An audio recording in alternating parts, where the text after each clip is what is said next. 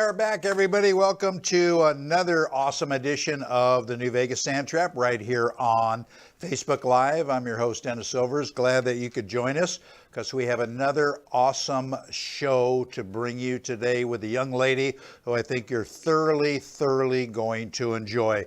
We're again coming to you live from the Rigel Studios right here in the entertainment capital of the world, and that would be Las Vegas, Nevada. And you knew that. We're just steps away from the world famous Las Vegas Strip, where there's always something going on. The weather here is getting absolutely super with great spring weather, great golf weather. So if you're still in snow, if you're still in the cold weather, winter weather, come on out to Las Vegas. We'd like to welcome you out. We got some wonderful golf waiting for you. Of course, the New Vegas Sand Trap on Facebook Live is brought to you by the Allergy Care Centers right here in Las Vegas, where they have a very great, unique way of getting you simply to brush your teeth to get rid of your allergies. It's absolutely amazing. Also brought to you by probably the best damn app in golf, Swing U. You could download them for free, swingu.com, where you'll get GPS, you'll get golf information, you'll get private lessons. You'll get it's absolutely fantastic. So anyway, we've got a wonderful show for you. And I want to get started right away with it because I have a lot to ask this young lady. Her name is Ellen Saresky. She's an LPGA teaching professional, happens to be in Florida right now. Let me give you a little bit about Ellen. Ellen graduated from a wonderful college. I've got a lot of friends who graduated there from Penn State in a degree in marketing. Ellen competed on the women's varsity team while at Penn State, where she broke several individual as well as team records. Ellen is a two-time winner of the Pennsylvania State Women's Amateur Championship. Very impressive. Then after college, and then she went on to compete professionally on a number of mini tours. And then Ellen kind of figured it out like a lot of players do and pursued her passion for teaching golf and helping other people learn the game. She's currently an instructor for a former guest right here, Bobby Clampett, at the Impact Zone Golf Schools. And as I say, she is in Florida. And I want to welcome her onto the show right now. Ellen, great to have you. Thanks for coming on the show and spending some time. Oh, absolutely. Thank you so much, Dennis, for the opportunity. I'm glad to help. Some people may wonder, because you're not exactly a household name right now. I'm not saying that you won't be, but I got introduced to Ellen because she does a lot of posting on Facebook, and she does these great swing tips like more and more golf teachers are starting to do. And I really thought they were well done, and I reached out to her and figured, we'll give her a break. We'll get her on the show. Besides, she was calling me 8 times a day, begging me to come on the podcast. But anyway, how did this thing on Facebook with your golf tips get started? Because I really do think they're very well done, Ellen. Thank you. I appreciate it. In today's world, everyone has a phone or a tablet right in front of them. And us as golf professionals, we need to dive into that digital space. So really going to them and really making it convenient for them, that's kind of where it all started. And my videos are very simple. I wanted to kind of tackle, relatively around the majority of the handicap who need a tip here and there. And, I kind of tell a story with my swing videos, and everything that I post is all swing tips, all drills that I do for my students. Mm-hmm. And I got to have a shout out to all my students because they're the ones who video record it. And, it's great to have those videos, share them. Yeah. Absolutely. And let's face it, it's a great marketing tool for you as well, which is going to bring me to my first question, Ellen. Years ago, a lot of pretty well-known golf instructors that I know personally and know of started doing a lot of videos that you subscribe to in order to help people learn to play golf or hopefully get better. My question to you, Ellen, simply is, can somebody learn to play golf off of YouTube or videos? Absolutely. I mean, even people are diving into how to draw, and they YouTube channels and how to draw, or even simple as DIY, do it yourself projects. So I think in a way to understand the basics and the foundation, absolutely.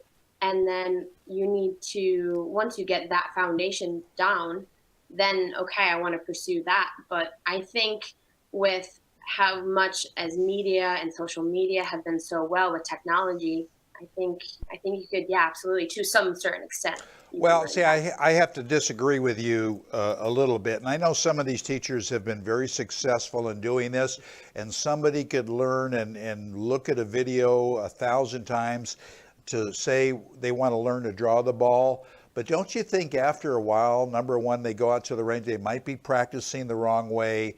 They need to really have somebody with a pair of eyes, an instructor looking at them and be hands on. Don't you think that would be more beneficial? Absolutely, because the person who learns something new, they might not be visual. They might have to feel it, and to have that instant feedback from an instructor to have that. So yes, to a certain extent, you can learn this game, but hands down, you definitely need to find an instructor to help guide you. And a lot of these instructors are going to the golf coach mentality, where I'm Right. your golf coach, not your golf instructor. And there's a total difference with that. Correct. And a lot of people, and that's a very good point you bring up, a lot of people that play the game don't really know the separation between a golf instructor and a golf coach. A very good point that you make. Ellen, what's your advice to people wanting to learn the game as to how they should decide on an individual instructor? Is it because of gender? Might it be their experience, their swing philosophy, the facility they're at, or what? So, how do you tell people that want to learn the game who they should go to? That's a great question. I believe, That's why I get the big bucks here, Ellen. yeah, absolutely. And I go to your local pro. Start off with there. Friends, family, connections. That's a great way to start off with. Come down to Naples, Florida. Check out Impact Zone Golf. I guarantee you'll have a great time. But anything that will get people into this game is kind of what I'm trying to get at. And you and I talked a little bit briefly about how can we keep growing this game. Right. Exactly. Very important. Well, let me follow that up and ask you, in your experience, Ellen, what's the biggest challenge for you as an instructor, as a teacher, in teaching somebody brand new to the game? I think the biggest thing is making it simple. This game has so many variables as it is, that as an instructor, it's finding those one or two things just to work on, so that the student understands moving forward what he or she can do if I'm seeing that student for one time only, right? My biggest thing is helping them create their foundation and understand the fundamentals of golf if it's a sole beginner, and helping them develop a plan wherever they go and moving forward. We have a lot of people that come to Naples, Florida, and we only see them maybe once or twice. Hmm. Right. And it's helping them develop a plan so they can move forward with their career, with their golf career. And I think even if that's calling on the phone with their local pro and tell them, hey, this is what happened, this is what he or she needs to do to improve, and guiding them. And it's not the end all with that one lesson. It's a commitment, Right. and helping those beginners understand that. And this day and age, we want it so bad. We can have instant gratification, Right. but golf, as you know it, is delayed gratification. That's right. No, that I've got to compliment you. That is a great answer. Very well said. And the thing I liked what you said is you try to make it simple. Because I know when I was taking lessons, I always look for somebody that went by the KISS rule, keep it simple, stupid, because I'm not the sharpest guy, but you got to keep it simple, and I commend you for that answer. And real briefly as a sidetrack, Ellen, I've talked to people, very good instructors that teach at a resort. So they only get their hands on people maybe once or twice, as opposed to a club pro who works with those people throughout the whole year. And I've got to give a lot of credit to the people at resorts for kind of figuring out and putting on a Band-Aid for those people who enjoy the 1 or 2 rounds that they have at the resort. Do you agree with that assessment? Absolutely. Yeah, and it's like an experience. It's a true experience when you come to a resort, and as well as a golf pro. But it's all about that experience, and how can I always say after every lesson, number 1, did you have fun, and number 2, did you learn something? And my also goal is to help them have that sensory feedback, so then they can go and practice on their own or continue on what they need to do to keep developing their skills. Because that augmented feedback that I'm giving them after ball or after every 2 balls, it's not going to help them unless they own something and they have ownership of it. Right. No, that's great. Let me ask you this before we take our first short break, Ellen. In what ways has playing competitive golf as you did help you as an instructor, if at all? It has helped me tremendously, especially in the mental aspect, because being out and grinding it out in the mini tour, even in college, the life lessons that I've learned, the more I actually relate back to those moments when it was difficult for me and I rose from the occasion, that I share with my students. And listen, you're not alone in this. I'm in the trenches with you when they're struggling. And I really feel that when it is a low point, it helps them grow. And I definitely have used my past experiences to help them get over that hump. Yeah, no, I'm sure it has brought you some good experience to help your students with. All right, stay with us, Ellen. We're going to step away, take a short break here on New Vegas Sand Trap on Facebook Live. We're going to leave you with a great tip by a good friend of mine, Dr. Nick Molinaro, who's a great golf psychologist with the Golfer's Mental Minute. We'll be right back after this. More with Ellen. Stay with us.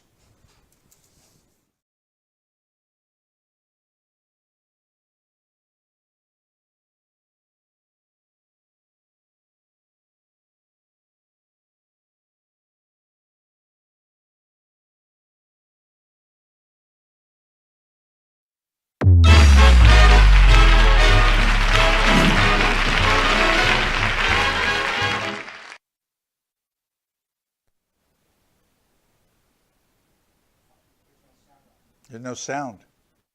What's up, everyone? I'm Ryan Rustan. And I'm Josh Kelly, and we're on the course with Swing U, the top-rated GPS, scorecard, and game improvement app. That's right, guys. Get distances to greens, hazards, live wind speed and elevation adjustments, even shot tracking and club recommendations. You can track your scores, stats, and handicaps for free. Check out our massive library of lessons and drills from top 25 teachers, or get one-on-one training from your personal Swing U golf coach. So join over 4 million golfers and download the free Swing U app today.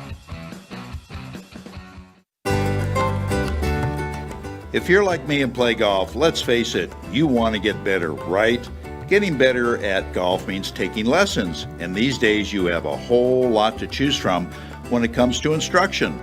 Or do you? It seems everyone and their brother teaches golf. That's why you need to know who and why you're investing your time and money with. If you really want to improve as a player, the choice is simple. PGA Tour instructor Mike Malaska, long recognized as one of the top instructors in the country, is helping players on every level, every day. The online learning center is offered by MalaskaGolf.com. Mike's common sense approach to learning will help you overcome the issues you face on the course every time you play. Simply put, in order to play better golf, you need to understand it. Named National PGA Teacher of the Year, Top 100 Teacher of the Year for over 20 years running, Worldwide Director of the Nicklaus Golf Academies, well, you get the picture. Mike is awesome. If you're serious about improving your game, get started now. Check out MalaskaGolf.com and see for yourself what this program will do for you and your game. MalaskaGolf.com.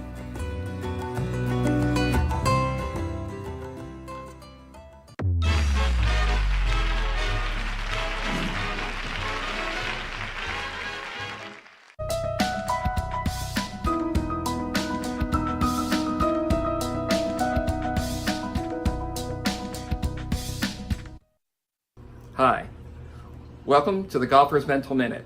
Today we're going to be talking about marking your golf ball. Many players use a line on the top of the ball to line the ball position to the hole. That's fine. However, when addressing the ball, your attention should not be on the top of the ball, but should really be at the back of the ball. I suggest that you place a dot at the back of the ball, and that when you're over the ball, you should just be able to see that dot as the curvature of the ball starts to go away. You won't be able to see anymore. Focus on the dot at the back of the ball when putting. This is an important aspect of your performance in putting. Try it all the time. I'm Dr. Nick Molinaro for the new Vegas Sand Trap.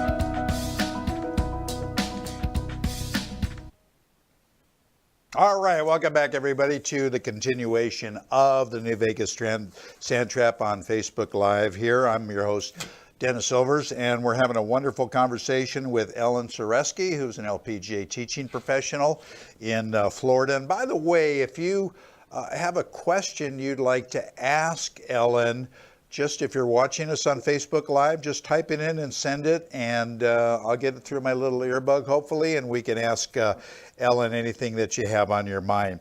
Ellen, do you think that the weekend amateur players, or most amateurs for that matter, make the golf swing more complicated than it really needs to be? And if so, yes, why do you think that? Absolutely. And I'm guilty for it too. I think that's just kind of how our brain works, because we have so many different variables attacking at us all different ways.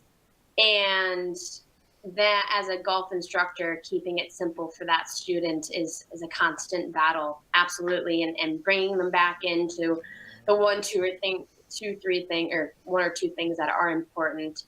And the reason why I think we have this we make it so complicated is if we're very competitive with ourselves, or if we really want something and we're always trying to find different ways and chase different things to get that feeling or that result.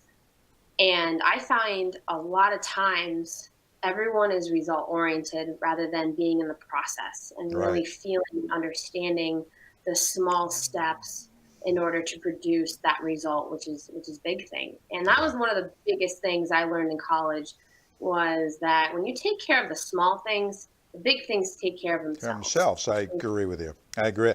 And I got a great example of that. Another quick side story. Years ago, I was out at the Paiute Golf Facility out here in Las Vegas, 3 wonderful golf courses. They had a match between Kari Webb and Annika Sorenstam. And it wasn't a particularly great weather day, but I was doing some emceeing and whatever. And I've got to tell you, it just hit me like a bullseye, Ellen. These 2 women had the most simplest of golf swings. And they obviously are magnificent players. It was just, take it back, forward swing, nothing complicated, boom, boom, boom. And it really opened my eyes to, this thing doesn't have to be complicated. You could keep it pretty simple without a lot of moving parts, correct? Absolutely. Hands down. Yeah. Hands down. Let me go ahead and ask you this.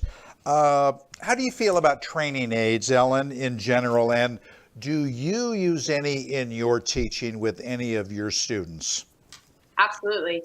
Training aids help if they are matched well with that student. And understanding first off the bat with the interview with the new student is understanding how they learn. Are they visual? Do they have to feel it? Do they have to hear it? And based on what I am gathering, because the LPGA has a saying, we are paid observers. We observe everything that's happening, that's going on in that lesson. And if I or if I feel that there's a training aid that would help that student, I would definitely pick that up, whatever the training aid is. And I think the number one training aid that I love is the golfer's toolbox, and that's basically helps with alignment. It helps with so many different things. It helps with warm up. Yeah. And I think another one is the impact snap. Mm-hmm. And I think that helps really understand where your hands and your body need to be at impact, and Right. understanding that club face control as well. Yeah, two good ones. Two good, and I've talked to a lot of teachers, and some are very high on training aids. Others, are so. So obviously, it's just an individual type thing. You say, I found this very interesting, Ellen. You say that you use a holistic approach to your teaching, which makes me think you might, kind of play spa music when you're on the lesson tee or something. What do you mean by holistic? Do you burn incense, or what do you do? Yeah, and you never know what happens in my lessons. You got to come and do the lesson with me, right? But no, a holistic approach goes back to that, being that golf coach versus that golf instructor. And it's building that relationship, getting that rapport between myself and the student, and making sure that I can have that good connection with them, and having that good experience for that 1 hour or a playing lesson, and really connect with them. See what they did for a living. How do they handle stressful situations? Because golf is so related to life in so many ways, and that's why I love this sport. So that holistic approach is understanding, not only am I teaching a human how to swing, but understanding who they are as a person, to help them learn and Right. to help them break through. Yeah, you bring up a very interesting point too when you mention playing lessons. Again, I've spoken to a number of instructors throughout the years. Some are very high on playing lessons. Others are, so-so. When do you think one of your students would be ready for a playing lesson? And what do you explain to them is the main objective for the playing lesson? Absolutely. That's a great question. I wish the norm was out on the golf course, to be honest. I wish that all my lessons were out on the golf course rather than the range, because there's so many ways and times where my students be like, oh, Ellen, that transition, I'm so perfect on the range, but when I get on the golf course, crap comes, and everything happens on the golf course. So why not train and practice out there real time for them to get out and be comfortable? And to go back to your question, beginners, they should go right on the course and scale, not necessarily start on the first tee box or the black tees, but scale it back where you're putting, you're chipping, you're working on the fundamentals, green back to the tee box, Yeah. Harvey Penick.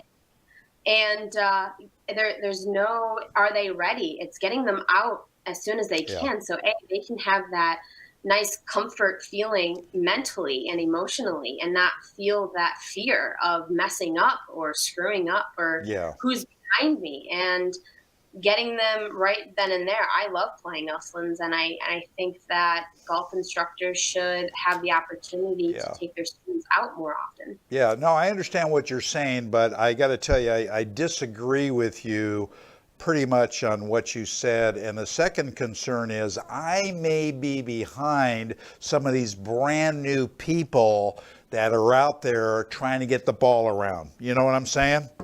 Yeah, absolutely. And it's being cordial to what's going on the course that day, and but letting them know in those situations, and helping them with rules and pace of play. Yeah. And it's getting all of that experience and all of that feedback that happens out on the golf course. Yeah. And the more that they're in tuned with that, like, hey, we got to pick it up because they're behind us. Yeah. There's nothing wrong with having that awareness. Yeah, first no, off. I agree. That's important. Last question before we take our next break, Ellen. What's the commonality of complaint that some of your more experienced students come to you with? I would say club face awareness. There's a lot of times where I would have a 10 handicap and he wants to get that single handicap, but he has no awareness of where that club face is. And to truly help him understand ball flight, and because club face, as you know, 75% of where that ball is going to go. Right. So if they don't understand where that club face is coming through impact or where it is throughout the golf swing, that's where I find is that next step for people to get to where they want to be. I could have sworn you were going to say, as most other instructors say, Ellen is slicing the ball. Oh yeah, that banana slice. We all hate that one, don't we? Yeah. Why is it so damn hard for people to learn how to hit a draw? Because everybody wants to do it. I shouldn't say everybody, but most golfers would like to hit that beautiful little 5-10 yard draw. Why is it so difficult for most weekend players to do that, Ellen? I think it's number one for the most broad scenario with handicap is that they're using their upper body too much. I think that they don't have the awareness of how do they use the ground forces with their feet and with their lower body to generate that power and consistency. I wish I got paid every time someone said, "Hey, Ellen, I want to be consistent." Yeah. So it's understanding how do you use your lower body effectively throughout the golf swing, and going back to maybe the lower handicap, maybe that's not the ball flight that fits your game. Right. And helping them understand what is best for their game, because your swing and my swing and everyone else's are completely different. That it's okay if you don't produce that draw. No, I totally agree with you on that. Good advice. All right, Ellen, stay with us. We're going to step away, take another short break here on the New Vegas Sand Trap. We're going to leave you, as we always do, with a great golf tip by Gary Gilchrist from Swing U, some commercial spots, and we'll join you back after that with more with Ellen Sareski. Stay with us. A lot of you struggle with tempo, the speed of your swing. And a lot of you run out to the golf course and you don't warm up, and you don't practice much at all. So this is a quick tip to help you, is when you come out to the range, just take a few swings off the ground and make it to your right and to your left, so you really can warm up your body. A lot of the time I turn the club this way around, I take it back and through, make some nice swings. Then I put it in my two hands, I do the same thing. Then I put a club across my shoulders to work on my upper body, turning to the right and to the left. Because if I don't get any flexibility, I get short, no turn, and then I rush through the ball. Then when I go out to the range, I try and swing at a speed that I can control. So the first swing that I do is about 60%. So watch this, nice and easy. I don't try and hit it hard, but I try and work on my balance and tempo. So the next one, I go to 80%. And usually I play with that swing, because if I go at 100%, I feel like I'm going to lose control. So here I go again. Now that was 100%. And straight away I start struggling to hit the ball.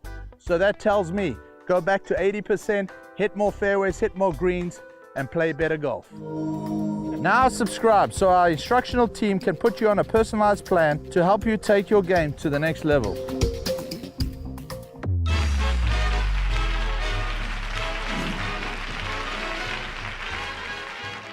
If you play golf, chances are you've made a fairly sizable investment buying your golf clubs. So why take a chance on having your clubs damaged or even broken on the way to your next round of golf? Here's the perfect solution, known as the Golf Cradle. Using the Golf Cradle elevates the open end of your golf bag and suspends it off the floor of your truck or SUV and locks it in place. The Golf Cradle prevents the chance of damaging your club as a result of sudden stops, potholes, or swerving. Its weighted base and rigid bottom ensure the Golf Cradle stays put. Simply place your golf bag on the Golf Cradle and the protection arms automatically close down to secure your bag. Then simply tighten the straps and lock it in place. Simple as making a tap-in birdie putt. They have an awesome device like the Golf Cradle for under $40 to protect hundreds and maybe thousands in golf equipment is a no-brainer. Check them out and order at golfcradle.com. Don't wait, your clubs will love you for it. golfcradle.com. Oh, did I mention what a great gift this would be for the golfer in your life? golfcradle.com. Let's face it, if you're a golfer, you have lots of choices. Choices in equipment, choices in golf balls, and choices in the golf course you play. But if you're a golfer interested in joining a private golf club, well, you really but have only one choice, and that's the Tournament Players Club in Summerlin. Why TPC Summerlin? Simple. One of the most established private clubs practicing exceptional member services in Southern Nevada. TPC Summerlin has earned the reputation of providing its members with an award-winning golf course, home to the Shriners Hospital Tour event, a tour-quality practice facility, and an award-winning golf shop. Call TPC Summerlin at 702-256-0111.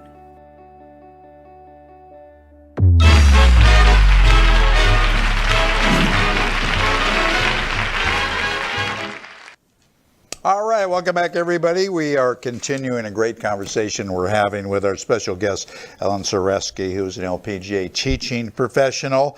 And Ellen, I know we talked before, and you teach a variety of students, but let me ask you this. Do you have to alter your message any in teaching if it be a man versus a woman?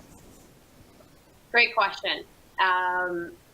Yes and no, to be honest. It all depends on what they're working on, what their game is. But my philosophy is embrace your game, whatever that is. Whether you're a 10 handicap striving to be a single or scratch golfer, or your average, hey, I want to learn how to play this game and kind of develop my swing. And, golf is very personal. It's understanding what your why is. Why do you play this game? And really getting into the nitty gritty of their motivation, of why they tee it up.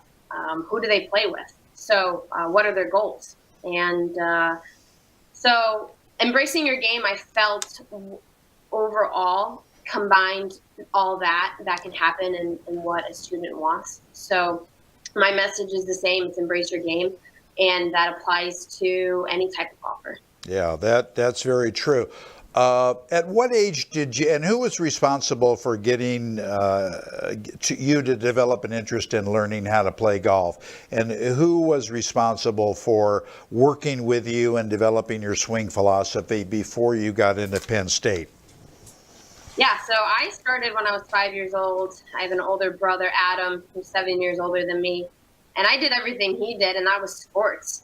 And I always believed that, well, if he can do it, I can do it better. So I remember just hitting plastic golf balls around the yard and trying to imitate him. And I'm actually a lefty, but seeing my brother swing, I decided to go righty, which I questioned, should I have gotten lefty early on, but that's how I am. But growing up, probably my dad and my brother got me into this game, and I actually played on the guys golf team in high school, and that kind of amped up my competitiveness a little bit. So it was great to compete with the guys and not only play the same tee boxes, but play from the same yardage and beat them match play straight up. So that was really cool. But yeah, because growing up in Scranton, Pennsylvania, when I was growing up, girls golf was not a big thing. Yeah. And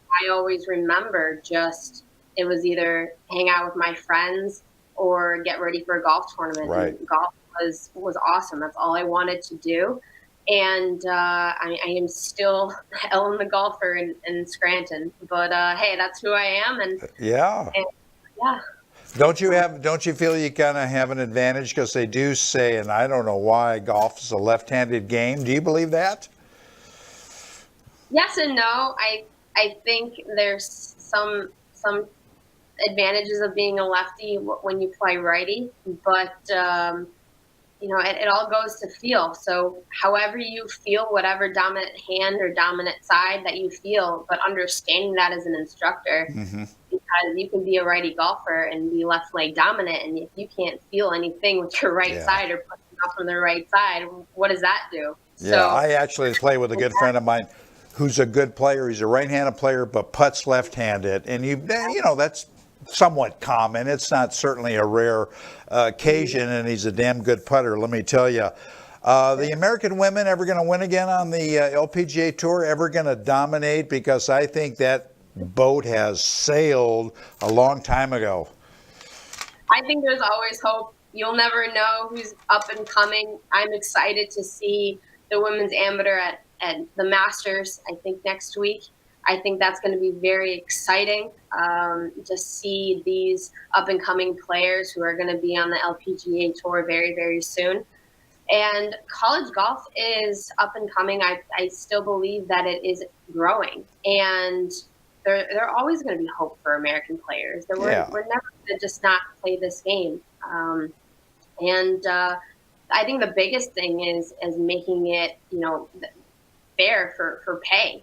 And I hope that a lot of companies understand that women's golf is great for not only the pro level, but also the common gal who just wants to develop his or her game to play and use it in business. I mean, that's why I was a marketing degree. I wanted to combine golf and business, because you never know who you're going to meet in this world, and you never know what you're going to learn. True. And I think that message that the LPGA has put on, hashtag Drive On, is a tremendous new thing that they're promoting, because you never know what's going to happen. Yeah, that's very true. But let me give you a fact of life, Ellen. This may come as a shock. The pay equity on the LPGA Tour is never going to equal that of the men's tour. I think you know that. Absolutely, but we could always hope, right? Yeah, you can always hope, absolutely. All right, last question or so before I let you go.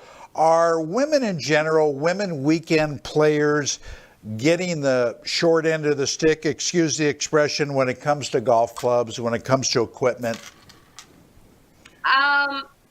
I think there is a slight disadvantage still, because we still have that old mentality for golf courses, but it is getting tremendously better. And that's why I love ladies golf, because there's a huge opportunity for ladies golf to keep growing and to maintain this golf industry, and seeing what they need, seeing what they like, because you see it in the industry, professional industry.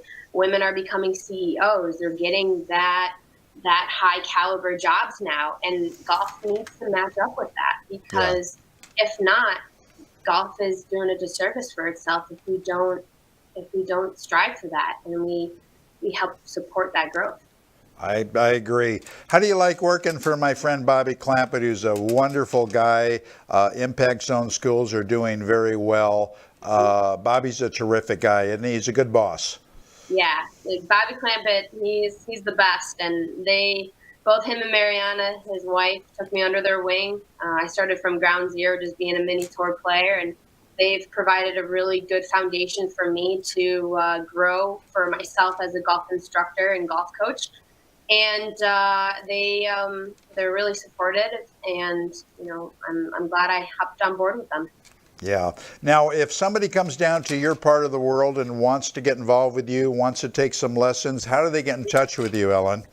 Yeah, absolutely. So you can log on to impactzonegolf.com, and you can call the main number, 239-236-5536. And we'll set you up with lessons. And if you're in the New York area or in the Northeast section, if you want to come up and see me in the spring and summer, I'm starting at Sleepy Hollow Country Club. I'll be working with Dave Young and Kevin Spricker and the crew up there. Great facility. And I'm very excited to be working for a top 100 golf course. That's a great facility. And you said you're coming to Las Vegas to tee it up with me when? Yeah, when is this match? This is, we gotta get this in the books. You said October is the best October's month a great month, yeah. All right. But Let's you're do it. welcome anytime before that. But I'm counting on you, so it'll be a lot of fun. Ellen, thank you so much for your time. Great information. I wish you luck down the road. We'd love to come back and visit you with you again sooner than later, and been an absolute joy. Likewise, Dennis. Thank you so much for the opportunity, and yeah, we'll definitely keep in touch. Definitely. Thanks, Ellen. Appreciate it. All right, Ellen Sirikas, everybody. Terrific young lady. All right, we are going to take a real short break, come back, and we're going to finish off the show, and we're going to tell you how to get a hold of us. So stay tuned. We're back right after this.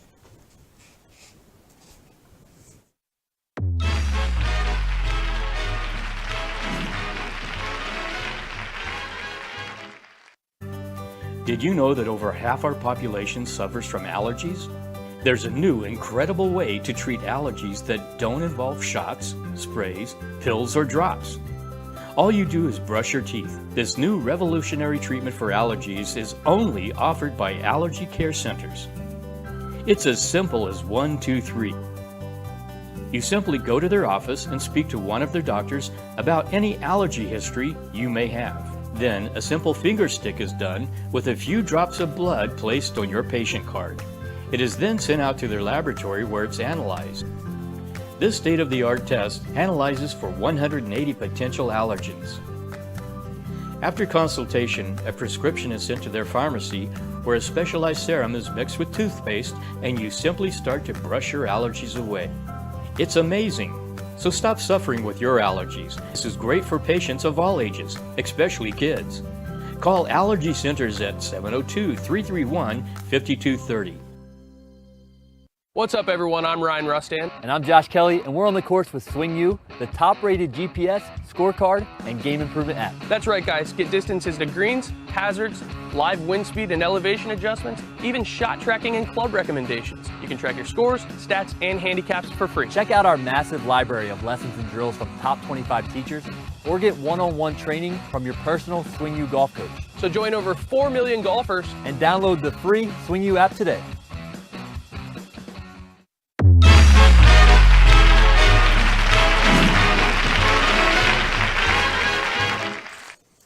All right, we are back, everybody, and I hope you enjoyed our interview with Ellen Sareski. Great young lady, good professional, and if she's working for Bobby Clampett, you know she knows her stuff. I want to say give a shout out to Barry, who's watching the show. We appreciate your participation, and that of everybody that watches the show. We try to bring you great guests with some interesting content and so on and so forth. We always like to hear from you. Obviously, you could go to our website. Well, my email is golfgurulv@gmail.com, golfgurulv@gmail.com. Let me hear from you if you want to try us to get a guest on the show. If you got any criticism, got any suggestions, whatever, give us a holler. You can always find us on Facebook as well, Twitter, Instagram. We always like hearing from you and getting your feedback and your input. Plus, we're just trying to make it happen for you. So anyway, that's going to wrap it up for this edition of the New Vegas Sand Trap right here on Facebook Live. I've been your host, Dennis Silvers, wishing you nothing but fairways and greens. We'll see you right back here, same place, same time next week. So until then, so long, everybody.